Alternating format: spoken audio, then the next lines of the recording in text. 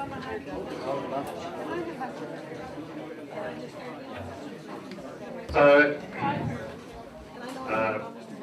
obviously my name is Len Harris. I've spent a good deal of my life self-employed.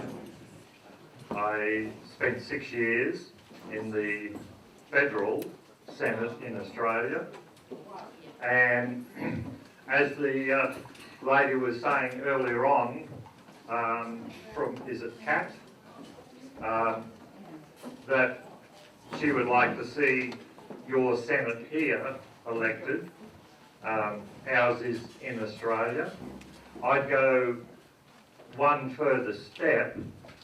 I would also ask to ban party alliance in your Senate. Yeah, because we had a situation where, and I'll use your terminology, we had a Liberal government in Queensland and a Conservative government in Canberra. And the Queensland government made some amendments to the Native Title Act, which had to come through federally because it's a federal act. So I was one of 12 Queensland senators in that chamber, and the Liberal senators in the chamber voted down the amendments that their own Liberal party had actually put forward from Queensland. So that's how ridiculous it is. Anyhow, as I said earlier on, I don't think I have ever been upstaged so perfectly as I have by Sandra. She's done a wonderful job. So I'm not going to sit you through not the same information, but along similar lines. What I'd like to talk to you about, if I can get this thing to work. Put it on the table. Whoop. Come on. Be good.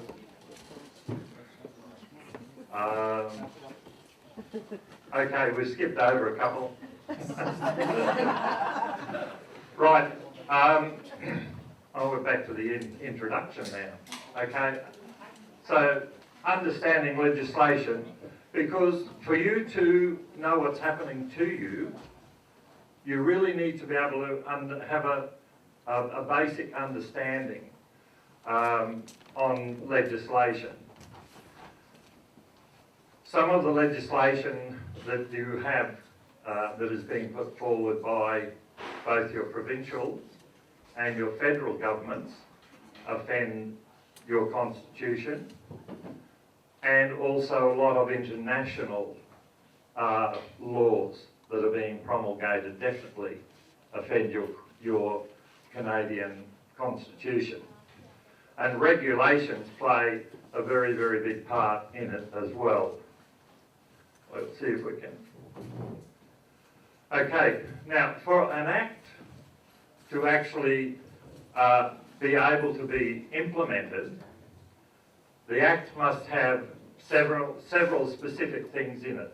It must state the power that it's actually bringing into existence. So to have a bill with no power to do anything would be an absolute nonsense. So it must clearly set out what the power is. It also must set out where that power can be exercised. And this is where both your municipal legislation and also, your provincial legislation and your federal legislation run into a problem with your constitution, because you have a very different constitution situation here in Canada than we have in Australia. Luckily, we learned from both your Canadian situation and the American situation, and we've ended up with a hybrid of both. And if it was followed, it would be a really excellent way to govern a country. So sadly at home, it doesn't run as it ought as well. So back to the Act. So it must set out what the power is. It must set out where the power can actually be exercised. And then the other important thing to know about legislation is the definitions. And you really need to look at the definitions in an Act as you're actually going through the different sections. And I've got one very, very good example that I can give you, as we go through this quickly. So the other process of legislation, as we all know, it starts out as a bill in your House of Commons. It will go through debates there, get passed, and sent up to the Senate. And the Senate may accept it, or they may amend it and send it back down. So there'll be a little bit of to and froing, but eventually they do get some legislation through. The critical part then becomes the fact that in New Brunswick, your Lieutenant Governor is supposed to, and I say supposed to, then look at that legislation and evaluate it in relation to whether it is, what I'm trying to say is that it's good for you, the people. Because as Her Majesty on her coronation swore an oath to uphold the rights and privileges of the people of the Commonwealth, your Governor-General and your Lieutenant Governor have to administer that. So they're technically stopped from giving royal assent to any bill that they believe is either morally or conflicts with either your constitution or some other legislation. Sadly here, same as at home, they have become rubber stamps. And the bigger problem is that the Act says the Governor-General will produce it. Well, the Governor-General or the Lieutenant Governor, we know, does not produce the regulations. They're actually produced by the bureaucrats sitting out the back. And that's something that I've just asked a little bit of licence from Claire to bring up another issue. And I'll talk about that in a moment. So the Governor-General receives a letters patent similar to what you receive when you get your land transfer. The difference being that along with, and we'll say with the Lieutenant Governor, it's the same for the Governor-General, they also receive a set of instructions as to how they are to carry out that particular position. And the main one that they cannot void is that they cannot give royal assent to a bill that diminishes the right of the Crown. Now, I won't go into the Crown. It takes a little bit of explaining, but any legislation, and I know it hasn't gone through yet, but the latest one that is being promulgated at the moment is the TPP, the Trans-Pacific Partnership. Neither the Governor-General nor any Lieutenant Governor can give royal assent to the Act to effect that agreement. Because what that Act or what that agreement will do will place international law having precedent over Canadian law. So that's a direct conflict with the Governor-General's instructions not to pass a bill that reduces the right of the Crown. And this is why I'm labouring a little bit on this. But once you get your head around that type of thing, then it gives you very powerful, a powerful position to argue against some of the things that the government is doing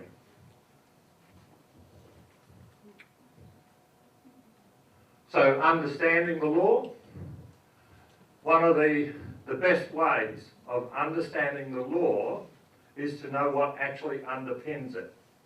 And there is a lovely little act called the Interpretation Act. It's the present one is 2006. The Interpretation Act actually sets out what a bill must comply with, and it also sets out where the powers are in the actual Interpretation Act itself. So if you want to really get to understand an act, you should actually have a copy of the Interpretation Act open as you read through an act. Say like your Municipal Act. Yeah, I know, I'm a bit of a masochist.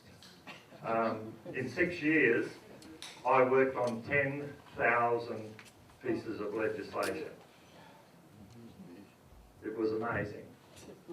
Most of them, they all voted down, but that caused them a complication too, because when they were wrong, they would have to bring something back in to fix it. Okay, so this is the actual Interpretation Act. Now the SO is the act. It's an indication that in this case, the Governor General has given royal assent to this. You'll see SO and then generally a number. Why there's no number on this, I don't know. There's a few interesting things. What we want to look at is, in actuality, it's section 14.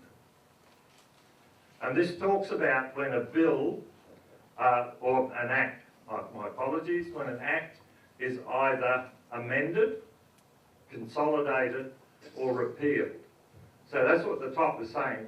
Where an enactment is repealed in whole or in part, or a regulation revoked in whole or in part, and other provisions are substituted by way of amendment, revision, or consolidation, the repeal or revocation does not affect the validity of. And that's the important bit. Saying they can alter it, right, but it doesn't alter this part of an act. And if there's 5 little sections. There's an A, B, C, D, and E. I'm sorry, it's not showing. Can somebody maybe just turn the light probe just a fraction? Yep, lovely. Thank you. So it's E on the bottom. Any other matter or thing whatsoever had, done, completed, established, existing, or pending at the time of the repeal or revocation. So what that is saying, if you were to purchase a piece of land, or say the original land was purchased in the early 1900s, and the government has altered the acts all the way through, time by time, the conditions that you hold on your land are those that were created back in the early 1900s. So that's really important to actually sort of grasp the significance of not only the Interpretation Act, but particularly that piece. There are other bits in it, but that's absolutely golden. Okay? Any questions as we're going?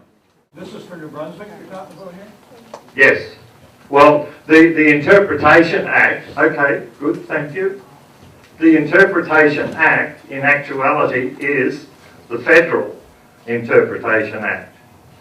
And yes, you do have a New Brunswick Act, but you have the same safety, well, sort of safety, here in Canada that we have in Australia.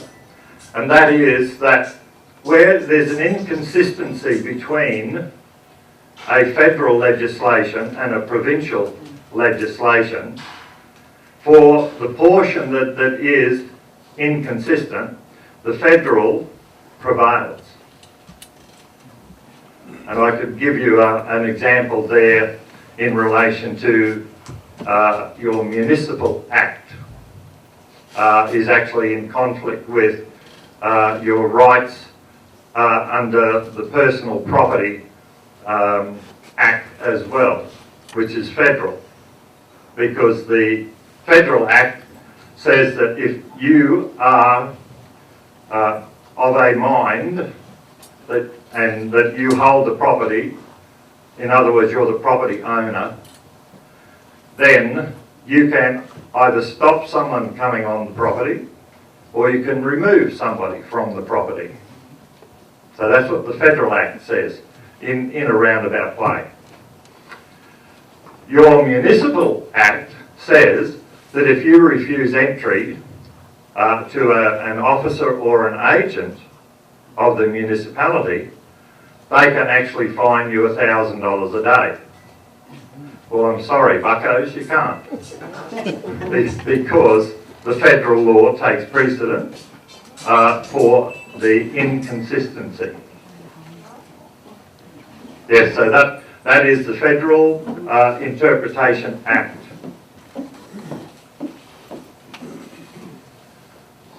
And now we've gone the other way. Doesn't matter. So this is where international law is actually in conflict with the Canadian Constitution. International law is created by an organisation that is not subject to the ballot box at all. The international law is not debated or ratified by the sovereign government in the majority of cases. They'll talk about doing this TPP, but there are lots of other international law that doesn't come into your parliament. International law violates the sovereignty of every nation worldwide because they overarch over everything. And this is the important one. International law is based on Roman Franco law. And under Roman Franco law, you are guilty until you prove your innocence. Under the Westminster system, we are innocent until they prove us guilty. Interestingly also, going back to the Interpretation Act, and I can't remember the section, but there's a lovely little section that says that if there is an inconsistency between the common law rights and statute law, with the exception of Quebec, which is under Roman Franco, in all other provinces, the common law prevails. Yes, your common law rights prevail in a court of law. They must be given more weight than the statute law. And again, that's your Federal Interpretation Act. So that's one of the real dangers in international agreements and everything.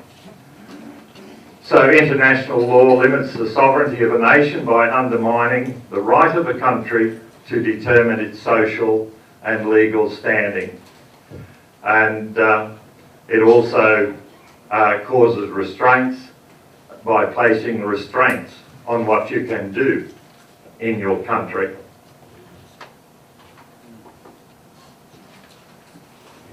Now, the tentacles of the United Nations. We all, who in the room knows of Maurice Strong? Oh, come on. You've got to be kidding. He would have to be, no, I can't say that. Okay, Maurice Strong was the Secretary General of the Rio conference held in, I think, 92. And in addressing, it was called the Earth Summit. That's where Agenda 21 came from. Okay, in addressing it, right, these are his words, right? He was addressing the summit on climate change, and he made this statement. It's clear that current lifestyles and consumption patterns of the middle class involving high meat intake, consumption of large amounts of frozen and convenience foods, use of fossil fuel, appliances, home and workplace air conditioning and suburban housing are not sustainable. So that's the world according to Maurice Strong.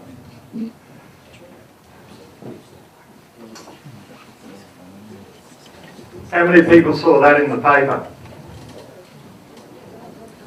Yeah, a couple. Do you want to, have we got a couple of seats over here that you could come and...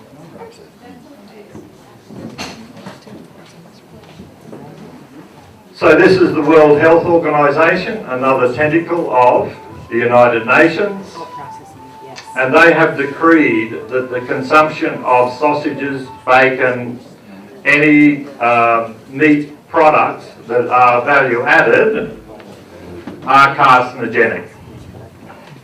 And they have gone as far as saying that it rates level with smoking tobacco.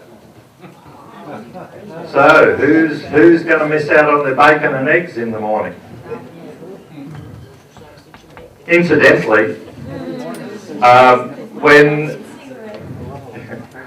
lead was actually taken out of our fuel and they started putting aromatics back in, they actually knew that those aromatics were carcinogenic. And to the credit of your Canadian government federally, they actually banned, because of NAFTA, they couldn't say you can't sell your petrol here. This is American producers of fuel. So they got smart and they said, well, you can't transport any fuel on a Canadian road that actually contains a carcinogenic. Good job. Great. Only one thing wrong.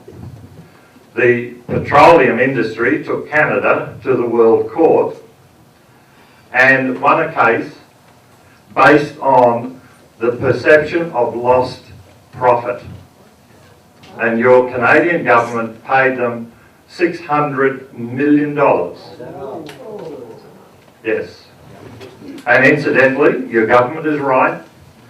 If you live in a high density area, 1 in 4 cases of lung cancer are attributed to the aromatics in unleaded fuel.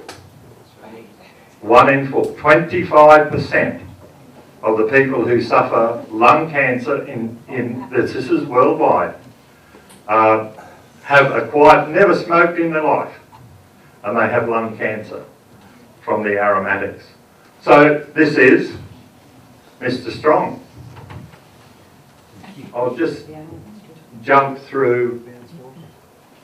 I can see that's wrong. Now, can we just turn that slightly again, please, for me? Has anyone heard of this beast? ICLEI. All right? The United Nations, they haven't totally expunged Agenda 21 off their website, but they've done a pretty good job. We created so much heat, we being a lot of people like myself, right around the world, created so much heat for them that they've stepped away from Agenda 21, and it's now, the focus is on 2030. And this is what the Pope was over here for just recently. He didn't end up in America just by accident. He was there for that conference. So ICLEI is, again, a non-elected body that is actually implementing the codes that you have to live with. Now, last year when I was over here, I was speaking about another group called the ICC, the International Code Council. Those of you who've got a bit of paper, just write down ICC, because I would really, really like you to go home and get on the computer and have a look at these two entities. The International Code Council. If you've got a lazy $900 just laying around somewhere, you can buy a copy of the codes. I've been trying for nearly 3 months now to get the hands on just one of them. I don't care which one it is, because I will bet London to a brick that your regulations in your municipality reflect substantially the International Code Council's codes. There's 48 of them. So what they're doing now is that this beast is actually implementing them at your local level. So they have a thing called COP, but we're the ones that are actually copying it, not them. It's in relation to the Earth Summit in Paris in December. That is purely straight out of ICLEI. So there they are, type. They're an international organisation. You notice they're not a government, they're an NGO, non-government organisation. Their industry, sustainable development at where? Local level. Founded in 1990 in New York City. And I didn't know this until last week when a lovely lady who was at one of the meetings in Toronto said that she had worked in Toronto in City Hall for about a 15-year period. She was working with developers. And in all of that time, there was nobody in any meeting whatsoever in that 15 years that identified themselves as ICLEI. What we now know is that ICLEI was housed in the City Hall in Toronto for 7 years at the behest of the Toronto land taxpayers. They were there for 7 years.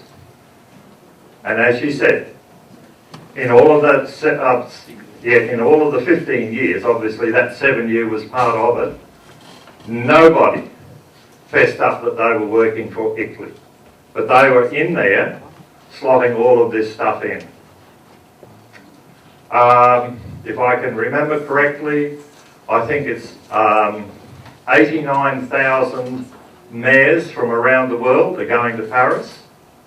And the other frightening one is 190,000 businesses who are in the business of implementing environmentalism.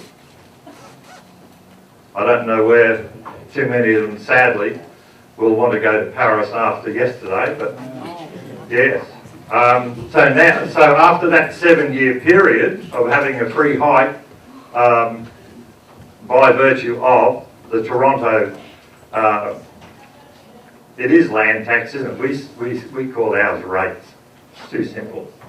Yeah, that's what substantiated ICLEI for the first 7 years here in Toronto. Their slogan, local actions move the world, and there's their website. And this is the other one, please write it down. So it's www.iclei.org. And make sure you got 2 or 3 hours, because you are going to be absolutely astounded. They say they only have 200 people worldwide working for ICLEI. But if you're getting, who's good at maths, knocking on the door of 300,000 people coming to Paris for a conference, I think they've got more than 200. They have expunged off the ICLEI site. They used to have a map of the world with all of the towns and cities that had joined it, and there was over 8,800. And now they're only saying, oh, we've only got 1,200 members. We have a saying in Australia, it's bullshit.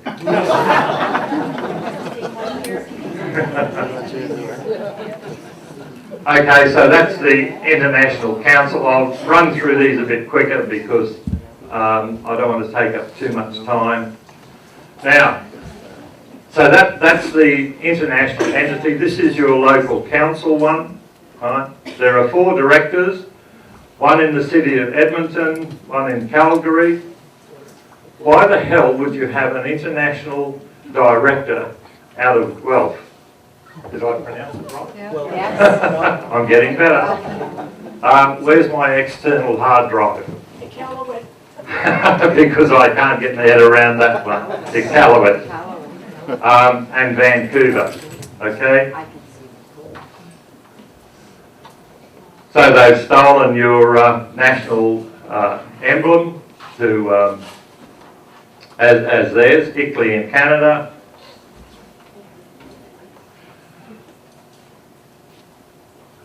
I put that up, know what you're implementing. I don't know whether there are any councillors here. If you are, look, I thank you so much, because that's what we need. We need to get this information to our local councillors. So what the fees for ICLEI are decided on the gross national income for the whole of Canada, not decided by Canada, decided by the World Bank. So then that goes through a formula, and Canada is a level 4. So I assume that increases the rate that you have to pay as a developed country. So then the fees then are, and I'll just jump to the fees slide. So, you know, if your local town or city is under 50,000, it's quite modest. 4,500, this is euro. So you're looking at about $1,000. But have a look at the level that Toronto sits in. Over 4 million, 5,985. So when you actually extrapolate that out into euro, Toronto is paying about 10 grand a year. And of course then there's that little stick the knife in and turn it, because there is, they tell you there is also a 10% administration. So if they pay their 10,000 Canadian to be the members, they've got to pay another $1,000 Canadian for administration. Well, what the hell's the other 10 grand worth? What do they do with it? Well, this is what they do with it. These are 3 functions that they've had. I won't dwell on them, but when you go on the site, there are masses of them. This is the Livable Cities Forum 2015. That was held in Calgary, and that was also funded by your Water Commission, the Canadian Water Commission.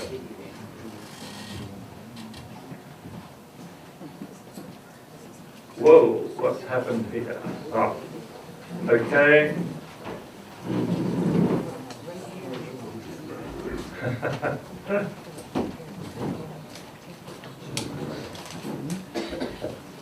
What would we do without the young ones?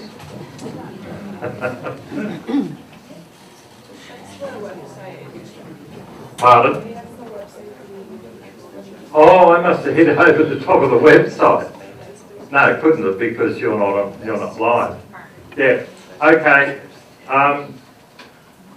So just keep on going for me, please. The slide that I want, that's the one.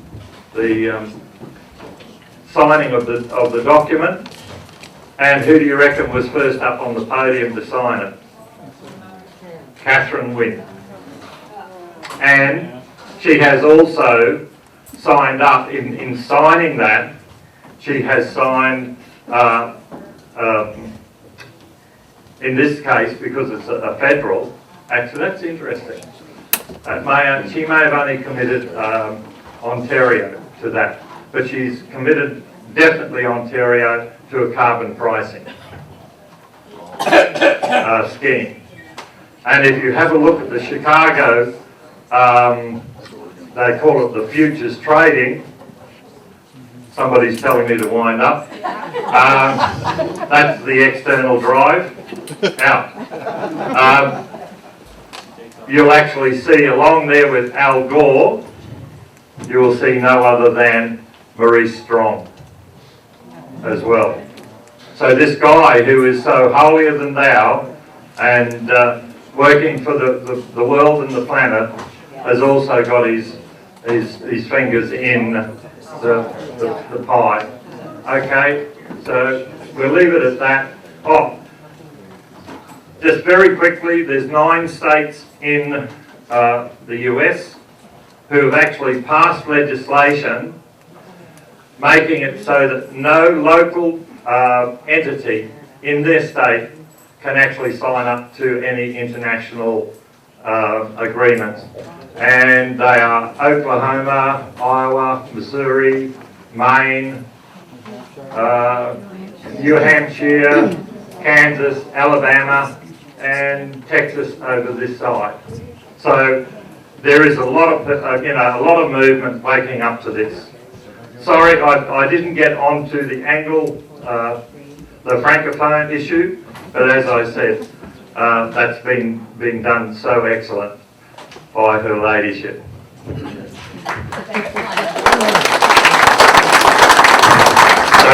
Don't forget to go home, and anybody that you meet next week, I would like you to just raise the 2 issues. Do you know about the International Code Council, and have you heard of ICLEI?